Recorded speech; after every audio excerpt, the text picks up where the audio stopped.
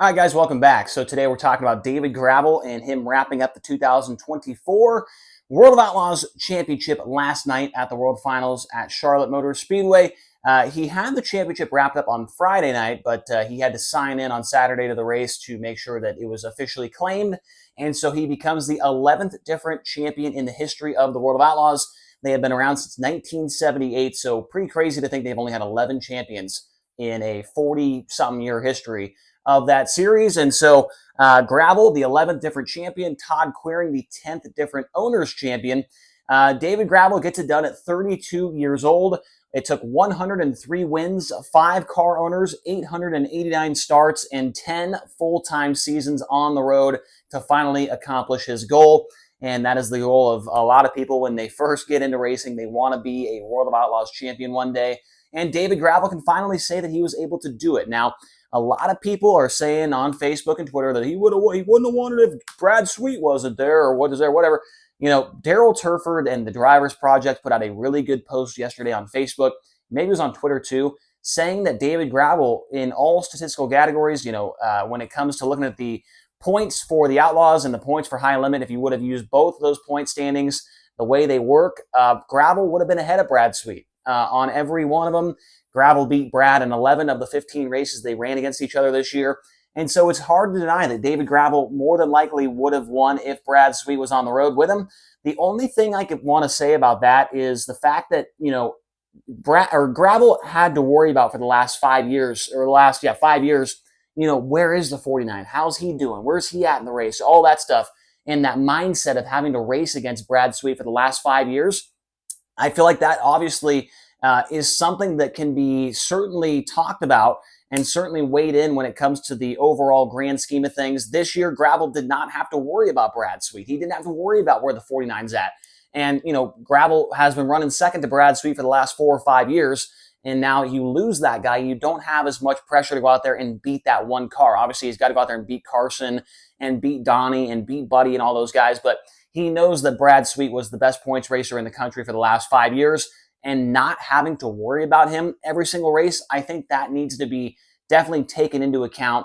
The mindset, the mind games that go on with that.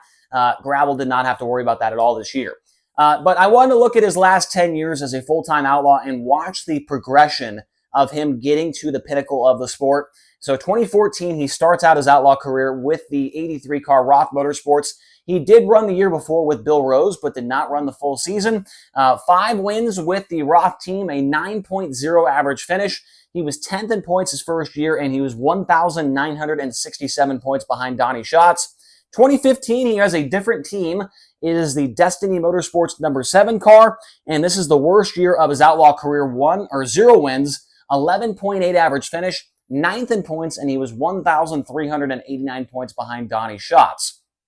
2016 is the first year that he drives the CJB Motorsports number 5. He does that for 3 seasons. 2016, he has 9 wins, 6.03 average finish. He was 3rd in points and 343 behind Donnie Schatz. 2017, the best year as far as the wins go for him. 18 wins, 6.57 average finish, 3rd in points, and that year he is 328 points behind Donnie Schatz. And in 2018, the final year with the CJB car, he had 5 wins, a 7.99 average finish, 3rd in points. He was 552 points behind Donnie Schatz. 2019, the first year in the Jason Johnson racing car, 12 wins, 5.57 average finish. He was 3rd in points, and he was 82 points behind Brad Sweet. And in 2020, it's a 7-win season for him there, 5.92 average finish. But he would end up 6th in the point standings, and there is an asterisk next to that because he did miss 3 races along the way, running in the NASCAR Truck Series. And so a lot of people would point to that year and say that Gravel was on pace to beat Brad Sweet that year. But obviously, he tried to go the NASCAR route. Things, as we know now, did not work out there. And so it definitely cost him a potential World of Outlaws Championship in 2020. He was 410 points behind Brad Sweet that year. But I will say that the Jason Johnson car was, I want to say, 2nd or 3rd in owners' points. They had other drivers fill in, Shane Stewart, Parker Price Miller. And so, David Gravel was a little distracted in 2020, but that could have been the year for him. Obviously, it was not. 2021, his first year with the number 2 car for Todd Quiring, 11 wins, a 6.47 average finish, second in points, and he was 80 points behind Brad Sweet. 2022, he had 7 wins, a 6.03 average finish.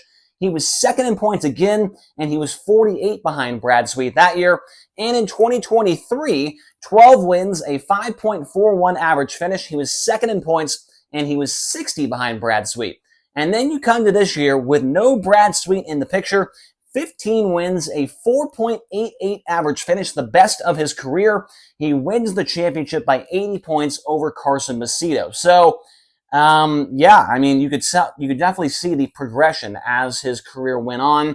The points standings got less and less. His points position got better and better. And then the average finish was kind of, up, down, all around. And then it kind of, finally gets down to that 4.8. And that is very, very good numbers there for David Gravel.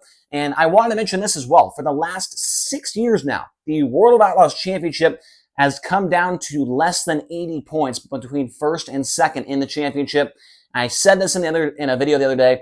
NASCAR, you do not need the playoffs. These guys race 60, 70 times a year. And for the last 6 years, it's come down to the final race of the season at the dirt track at Charlotte. And so Gravel and Macedo, I'm looking forward to their battle again next year if Carson, is an outlaw next year, which all signs pointing towards that. But congrats to Gravel on that. Now, I want to look at this as well. The last 5, or make that the last 4 champions with the series. Brad Sweet, it took him 5 full-time seasons to be a champion. He did it at 33 years old. Jason Myers took him 6 seasons to become a champion with the Outlaws. He was 31 years old when that happened. Darren Pittman, 9 full-time years as a full-time outlaw. 35-year-old driver when he won that championship. And then Donnie Schatz, it also took him 9 seasons to win the championship. He was 29 years old when that happened. David Gravel, 32 years old and 10 full-time seasons. So he is the most seasons, but he's right in the middle of the pack there when it comes to the age of the champion. So, yeah, what do you guys think about this? What do you think about David Gravel? I want to hear your thoughts.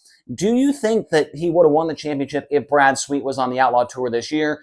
Do you think the mind games that go on between drivers and all that stuff happens and that could have affected him? Or do you think he was just way better than Brad Sweet this year and would have won that championship anyways? I want to hear all of your thoughts down in the comment section below.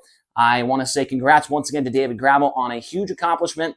And he already said he'll be back next year to the Outlaw Tour, and we'll have to wait and see who will be his biggest challenger for next year when it comes to winning these championships. Because if recent history tells us anything, it says that when a guy wins a championship, more than likely he's going to go on a run of a couple in a row. You look at Brad Sweet, he won 5. Donnie Schatz won a bunch in a row. Jason Myers won 2 in a row. Darren Pittman's really the only outlier there. He only won 1. But we expect Gravel to now probably go on a pretty good run for as long as he is a World of Outlaws driver. When it comes to the championships, he's got it figured out now. He knows what it takes. And that team is hitting on all cylinders right now. So let me know your thoughts down in the comment section below. Hit the like button, hit the subscribe button, and we will talk to you guys again here soon.